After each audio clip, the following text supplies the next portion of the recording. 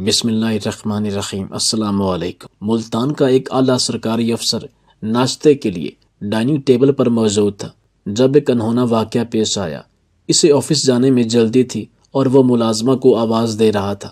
ملازمہ جیسے ہی ناشتے کی ٹیبل کے قریب آئی تو اس کے ہاتھ سے چائے کی پیالی گر گئی اور افسر صاحب کے کپڑے خراب ہو گئے۔ افسر کو بہت غصہ آیا اور اس نے 50 سالہ ملازمہ کے سر کے بال کاٹ دیے اور بیچاری کو گنجا کر دیا۔ ملازمہ روتی ہوئی گھر آئی تو اس کا بیٹا ماں کو دیکھ کر لرز اٹھا۔ 15 سالہ اکرم علی افسر کے گھر گیا اور اسے درخواست کی کہ میری ماں کے کٹے ہوئے بال مجھے واپس کر دیں۔ افسر صاحب لڑکے کی بات سن کر حیران ہوا، لیکن پھر اس نے اپنے ملازم سے کہا کہ اس کی ماں کے بال اس کے حوالے کر دو۔ ملازم نے اس کی ماں کے کٹے ہوئے بال ایک شاپر میں ڈالے اور پھر اکرم کے حوالے کر دیے۔ اکرم نے ان بالوں کو روتے ہوئے اور دل میں بدلے کی آگ لیے ایک صندوق میں محفوظ کیا۔ 10 سال بعد جب اکرم ملتان کا DSP تعینات ہوا تب اس نے پرانے صندوق میں سے ماں کے بال نکالے اور پھر آج اکرم اپنی ماں کے پاس آیا تھا اور اس سے کہنے لگا کہ ماں، میں آپ سے ایک درخواست کرنا چاہتا ہوں۔ رخسانہ اپنے بیٹے کی بات سن کر حیران ہوئی اور کہا، میرے لال کیا بات ہے؟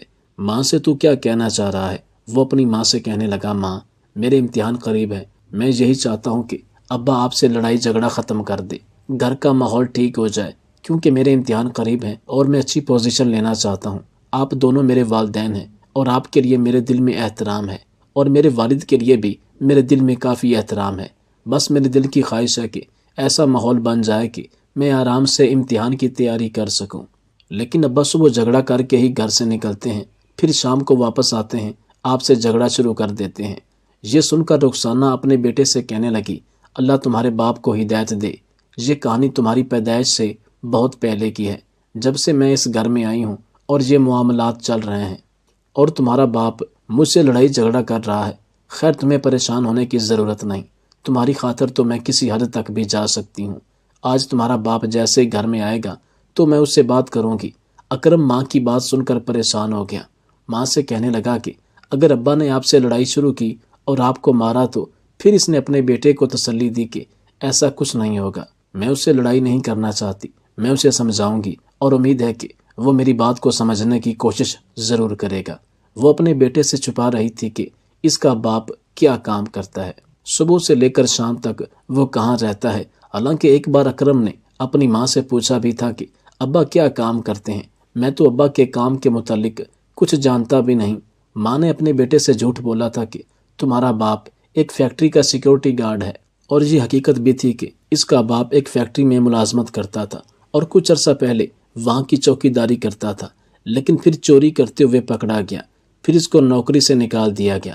رخسانہ جانتی تھی کہ اس کے شوہر کی جاب اس گھر کے لیے کتنی اہم ہے، خاص کر اس کے بیٹے کی تعلیم کے لیے کتنے پیسے درکار ہیں، لہٰذا وہ اپنے بیٹے کی خاطر ایک بار خود سیٹھ صاحب کے گھر گئی تھی اور اس سے یہی کہا کہ ایک بار میرے شوہر کو موقع دے دیجیے، وہ دوبارہ ایسی حرکت نہیں کرے گا، اس کی نوکری بحال کر دے۔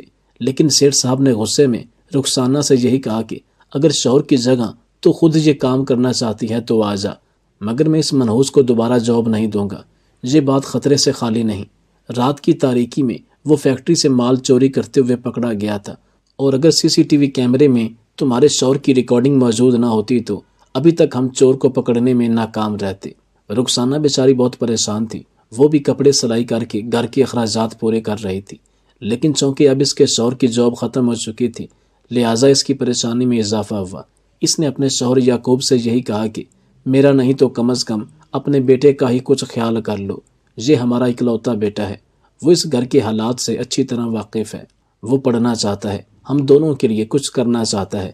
جس پر اس نے اپنی بیوی کو جلی کٹی باتیں سنائیں اور کہا کہ میں نے تمہارے بیٹے کے کب ہاتھ باندھے ہیں کہ وہ پڑھ نہ پائے، میں مانتا ہوں مجھ سے غلطی ہوئی، لیکن اب تو وہ مجھے دوبارہ جاب پر نہیں رکھ سکتے، میں کسی دوسری جاب کی تلاش میں رہوں گا۔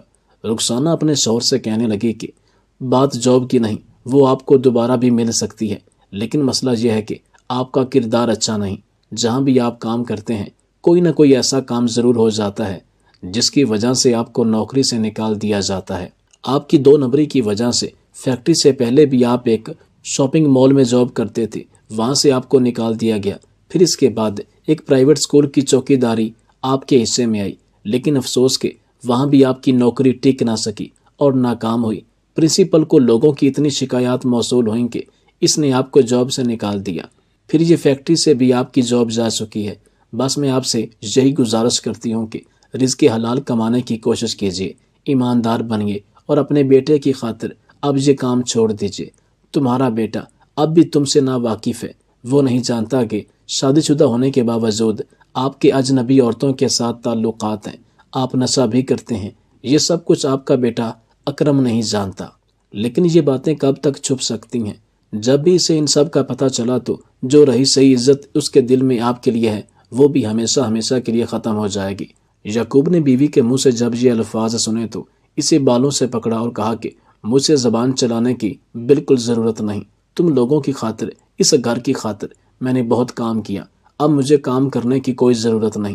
اب تم نوکری کرو گی تاکہ تمہیں بھی پتہ چلے کہ گھر سے باہر جا کر کام کیسے کرنا پڑتا ہے، لوگوں کا آپ کے ساتھ کیسا رویہ ہوتا ہے۔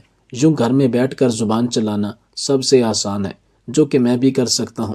رخسانہ شوہر کی یہ بات سن کر مایوس ہوئی۔ اسے معلوم تھا کہ اس کا شوہر یعقوب بھٹک چکا ہے، وہ حقیقت جانتا بھی ہے، لیکن ضد میں وہ اپنی بیوی کی ہاں میں ہاں نہیں ملاتا، ہمیشہ اپنی بیوی کی ہی مخالفت کرتا ہے۔ رخسانہ کو وہ دن یاد آ رہا تھا جس دن اس کی یعقوب سے شادی ہوئی تھی۔ وہ اپنے باپ کو ملامت کر رہی تھی، جس نے پیسوں کی لالچ میں اپنی اکلوتی بیٹی رخسانہ کی شادی ایک نشئی سے کر دی تھی۔ رخسانہ یعقوب کے بارے میں بالکل نہیں جانتی تھی کہ وہ کیسا ہے۔ اس نے لوگوں سے سن رکھا تھا کہ یعقوب ایک نشئی ہے، اسے نشہ کرنے کی عادت ہے، اس کے علاوہ باقی بھی غیر قانونی کاموں میں ملوث ہے۔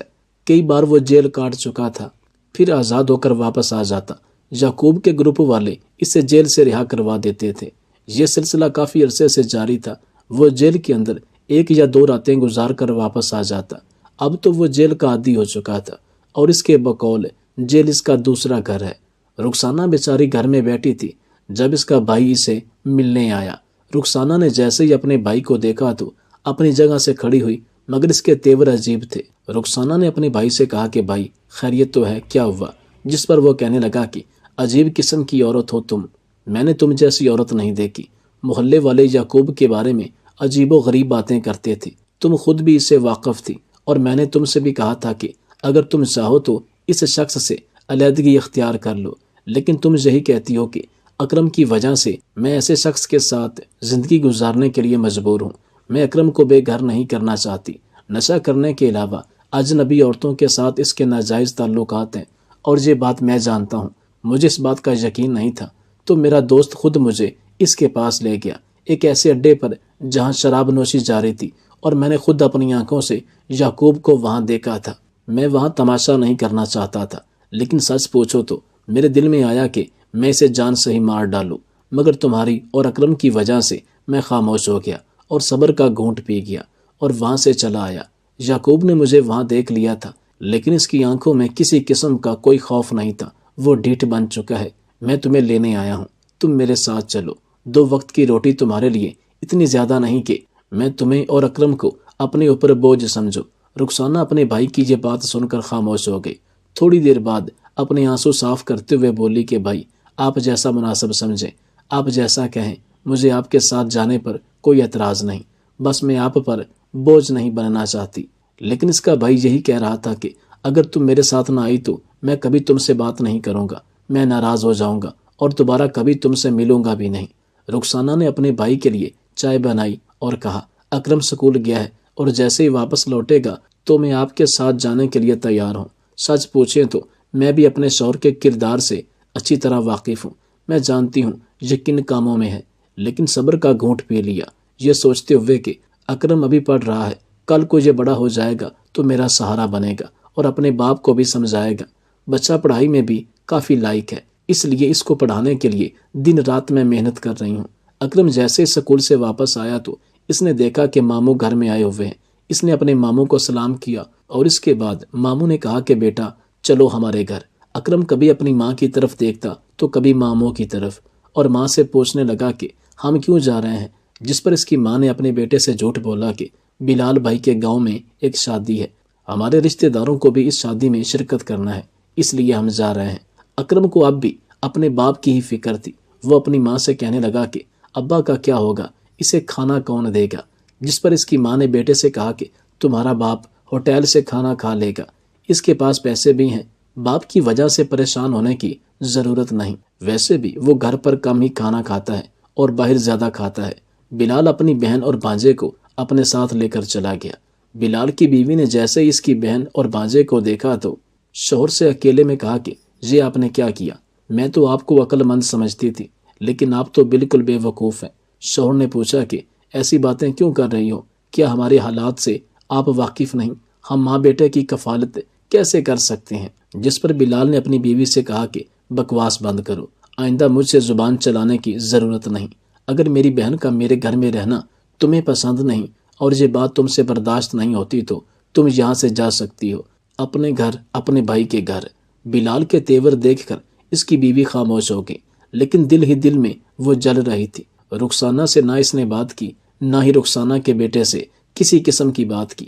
وہ ان کو بوجھ سمجھتی تھی اور ان کے آنے پر یہ سوچنا شروع کیا کہ کس طرح ماں بیٹے کو گھر سے نکالا جائے۔ ادھر یعقوب جیسے ہی گھر میں داخل ہوا تو اس نے دیکھا کہ رخسانہ اور اس کا بیٹا گھر میں موجود نہیں تھا۔ وہ کافی دیر تک انتظار کرتا رہا، یہی سوچتے ہوئے کہ وہ بازار گئی ہوگی کوئی سودا لینے اور بیٹا بھی اس کے ساتھ چلا گیا ہوگا۔ لیکن پھر جب کافی دیر تک ماں بیٹا گھر واپس نہ آئے تو وہ اپنے پڑوسی کے گھر گیا۔ ان کے گھر کا دروازہ کھٹکھٹایا۔ اس کا پڑوسی خالد گھر سے باہر آیا تو اس سے پوچھنے لگا کہ میری بیوی اور بچہ گھر میں نہیں، کیا آپ جانتے ہیں کہ وہ کہاں ہیں؟ اس پر اس نے کہا کہ میں اپنی بیوی سے پوچھ کر بتاتا ہوں۔ پھر وہ گھر گیا، اپنی بیوی سے پوچھا تو خالد کی بیوی نے اپنے شوہر کو بتایا کہ اس کا بھائی رخسانہ کو اور اپنے بھانجے کو اپنے ساتھ لے گیا اور ساتھ یہ پیغام بھی دیا ہے کہ یعقوب کو ہمارے گھر آنے کی کوئی ضرورت نہیں۔ یعقوب نے جب یہ سنا تو اس کے جسم میں آگ لگنے لگی، وہ غصے سے پاگل ہو رہا تھا، گھر کی چیزیں توڑنے لگا۔ پھر اس کے بعد بیوی کو لینے اس کے گاؤں چلا گیا۔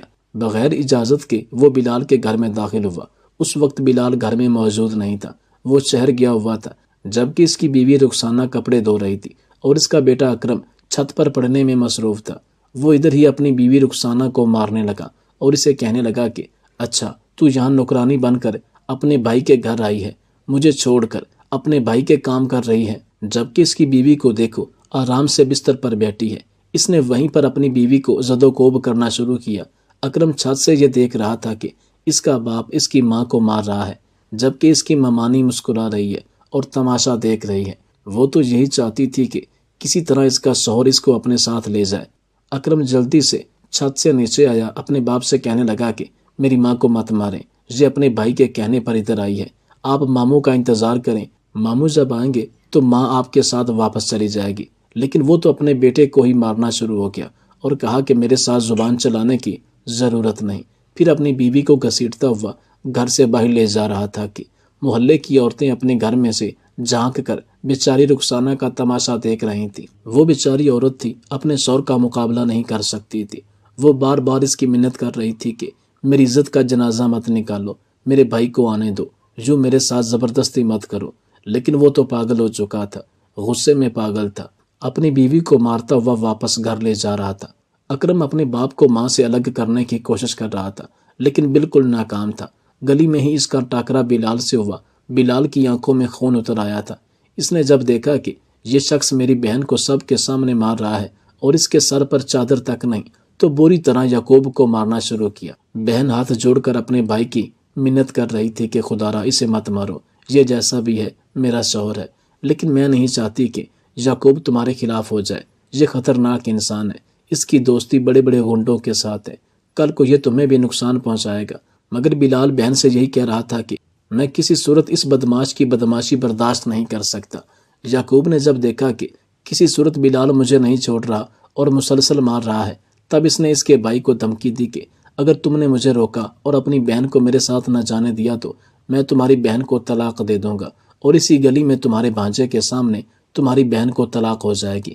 بلال سمجھ چکا تھا کہ اس کا بہنوئی پاگل ہو چکا ہے، غصے میں یہ جو کہہ رہا ہے، جو بک رہا ہے، یہ ضرور ایسا کرے گا۔ بلال خاموشی سے اپنی جگہ پر کھڑا رہا اور یعقوب اپنی بیوی رخسانہ کو اپنے ساتھ لے گیا اور واپس چلا گیا۔ اکرم بھی اپنی ماں کے ساتھ گھر واپس آ گیا۔ بلال کی بیوی دروازے سے جھانک رہی تھی۔ وہ دل ہی دل میں بہت خوش تھی کہ اس عورت سے جان چھوٹی اور اس کے بیٹے سے بھی، لیکن اس کا شوہر جیسے گھر میں داخل ہوا تو اپنے شوہر کے ساتھ ڈرامے کرنے لگی اور کہنے لگی کہ یعقوب ایک جاہل انسان ہے۔ بیچاری رخسانہ کی قسمت پھوٹی جو یعقوب کے حصے میں آئی اور اس کی شادی یعقوب جیسے شخص کے ساتھ ہوئی۔ آپ کو میں مشورہ دوں گی کہ آپ پولیس اسٹیشن جائیں اور اس شخص کو جیل میں قید کروائیں، ورنہ یہ آپ کی بہن کو مار ڈالے گا۔ بلال نے اپنی بیوی سے کہا کہ دل تو میرا بھی یہی چاہتا ہے، لیکن مجبور ہوں۔ بہن کی مجبوری دیکھ کر خاموش ہو جاتا ہوں۔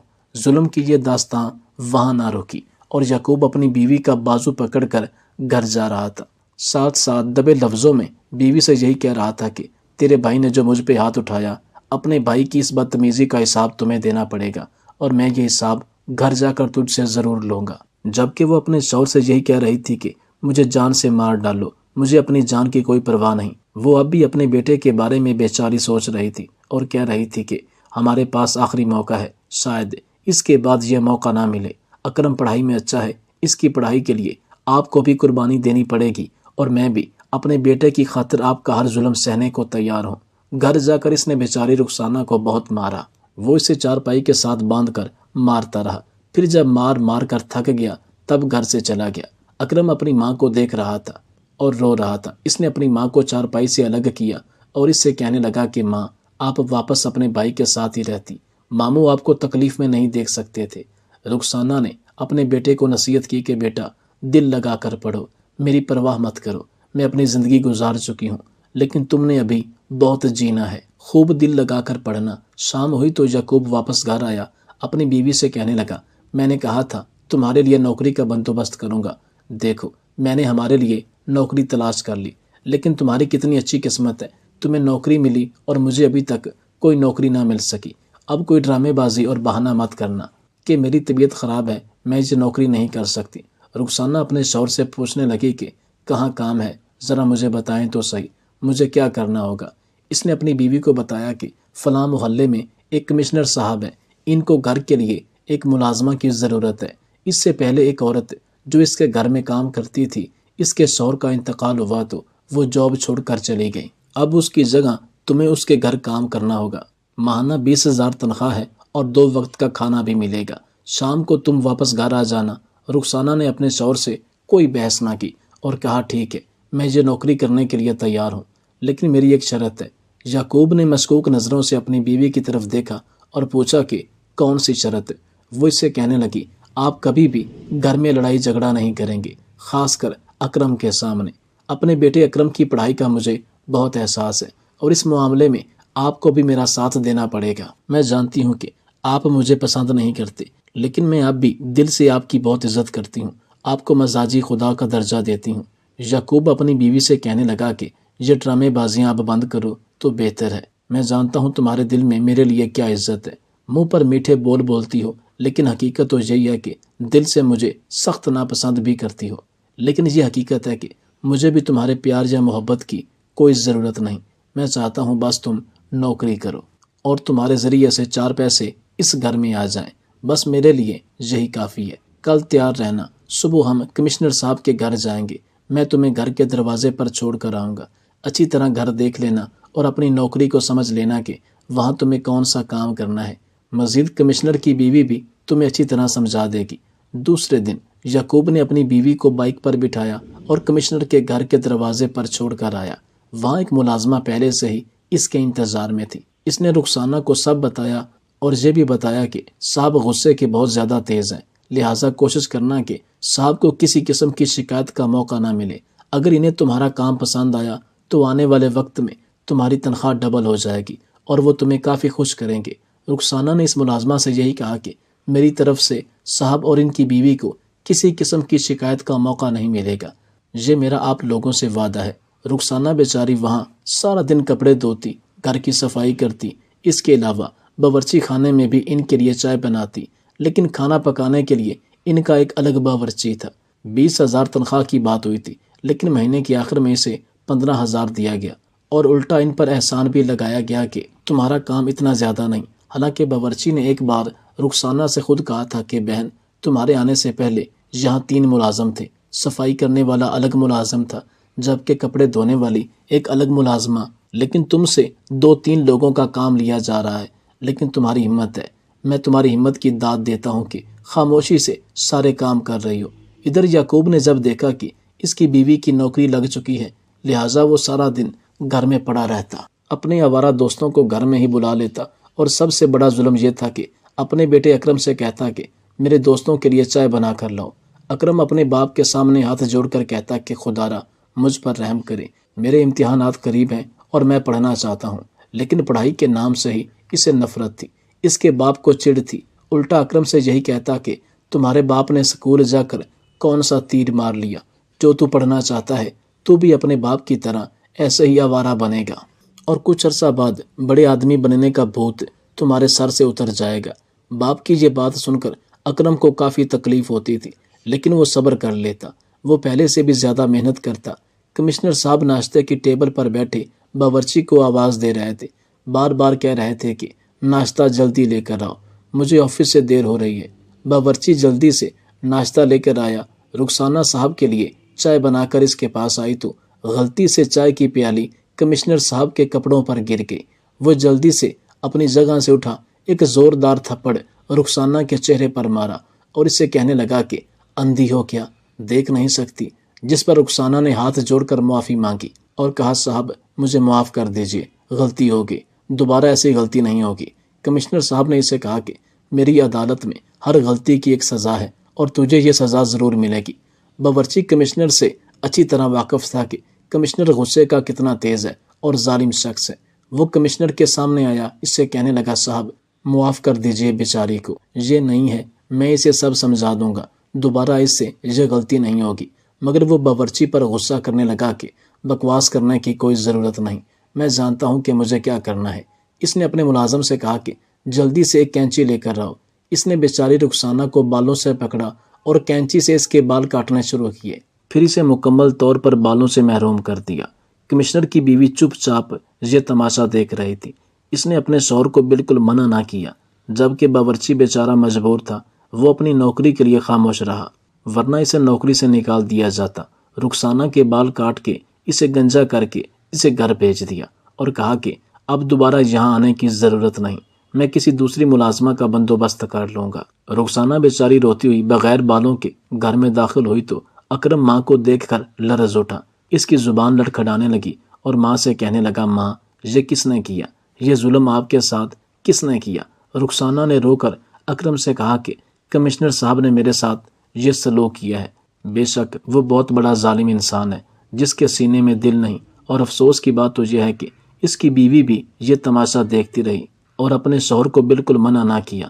اکرم تھوڑی دیر سوچتا رہا، پھر کچھ سوچ کر وہ کمشنر صاحب کے گھر روانہ ہوا۔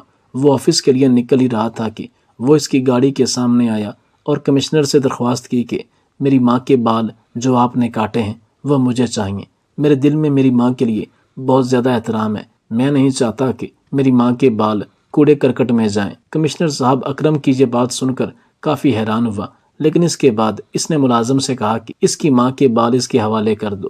ملازم نے رخسانہ کے بال ایک شاپر میں ڈالے، پھر اکرم کے حوالے کرتے ہوئے کہا کہ بیٹا مجھے معاف کر دینا، یہ ظالم میری آنکھوں کے سامنے ہی یہ ظلم کر رہا تھا، لیکن میں چاہ کر بھی اس کا کچھ نہ کر پایا کیونکہ میں مجبور تھا، اس کا محکوم تھا۔ اب اکرم کا طریقہ کار یہ تھا کہ ہر وقت ماں کے بال اپنے سامنے رکھ کر پڑھتا تاکہ وہ تھک نہ جائے، ماں پر کیے ہوئے ظلم کو ہمیشہ یاد رکھتا، مسلسل محنت کرتا رہا، حتیٰ کہ پولیس مقابلے کے امتحان پاس کر کے ASP کے طور پر سلیکٹ ہوا۔ پھر جب DSP کی پروموشن ملی اور ملتان کے علاقے میں تعینات ہوا تو اپنی ماں کا بدلہ لینا چاہا۔ سب سے پہلے اپنی ماں کو حج کروایا، حج کی سعادت اس نے اپنی ماں کے ساتھ ہی حاصل کی۔ یعقوب نے جب دیکھا کہ اس کا بیٹا افسر بن گیا، تب اس نے بھی اپنی بیوی سے معافی مانگی اور اپنے بیٹے سے بھی معافی مانگی اور کہا مجھے اپنی قسمت پر یقین نہیں آتا کہ تجھ جیسا بیٹا میرا خون ہے۔ آج کافی عرصے بعد اس نے اپنی ماں کے بال ایک صندوق سے نکالے۔ وہ کمشنر سے اپنی ماں کی زیادتی کا بدلہ لینا چاہتا تھا اور قانون کے کٹہرے میں اسے لے جانا چاہتا تھا، مگر جیسے ہی وہ کمشنر صاحب کے گھر آیا تو اسے خبر ملی کہ کمشنر صاحب ذہنی مریض بن چکے ہیں، وہ گھر میں نہیں، اس کے بیٹے کو قتل کیا گیا، اس کے اکلوتے بیٹے کی موت پر اس کا ذہنی توازن خراب ہو چکا ہے۔ وہ تو کمشنر سے بدلہ لینا چاہتا تھا، لیکن اسپتال جا کر اس کی حالت دیکھی تو اپنی ماں کے بالوں کو زمین میں دفن کر دیا۔ کمشنر کی آنکھوں کی بینائی کم ہو چکی تھی، وہ کسی کو پہچان نہیں سکتا تھا۔ اس کے چہرے پر زخم تھے اور اس کی کلائیاں اور بازو کافی زخمی تھے۔ ڈاکٹر سے جب پوچھا گیا تو اس نے بتایا کہ یہ شخص بڑے بڑے ناخنوں کی وجہ سے اپنے چہرے کو نوچتا ہے، اس کے علاوہ اپنی کلائیوں، اپنے بازوؤں کو کاٹتا ہے، جس کی وجہ سے اکثر ہمیں اس کے ہاتھ باندھنے پڑتے ہیں۔ بیوی سے چھوڑ کر جا چکی ہے اور گھر کے ملازم بھی اس کا خیال بالکل نہیں رکھتے، لہٰذا یہاں اسپتال میں داخل ہے۔ یہاں پر ہم اس کا خیال رکھنے کی کوشش کرتے ہیں، یہ سوچتے ہوئے کہ یہ اپنے دور کا ایک افسر رہ چکا ہے اور گورنمنٹ کی طرف سے بھی ہمیں ہدایت ہے کہ اس کا خیال رکھنا ہے، ورنہ حقیقت تو یہ ہے کہ یہ اپنے دور کا ایک ظالم ترین شخص تھا، کون اس سے واقف نہیں تھا۔ اس بات کا اندازہ مجھے اس دن ہوا جب اس کی بیماری کا سن کر بہت سے خاندان اس کو دیکھنے کے لیے آئے تھے۔ آپ سے پہلے بھی کافی لوگ یہاں آئے تھے، یہاں کافی لوگ اسے دیکھ کر واپس جا چکے ہیں۔ اکرم دل ہی دل میں سوچنے لگا کہ انسان چاہے اپنے آپ کو جتنا بھی طاقتور سمجھے، لیکن ایک نہ ایک دن اس کو اپنے ظلم کا حساب دینا پڑے گا۔ دنیا میں ہر ظالم کا انجام بہت ہی عبرتناک ہے اور آخرت کا عذاب سب سے بڑھ کر ہے۔ اللہ تعالیٰ سے دعا ہے کہ وہ نہ ہمیں ظالم بنائے، نہ ہی ظالم کے حوالے کرے۔ آمین۔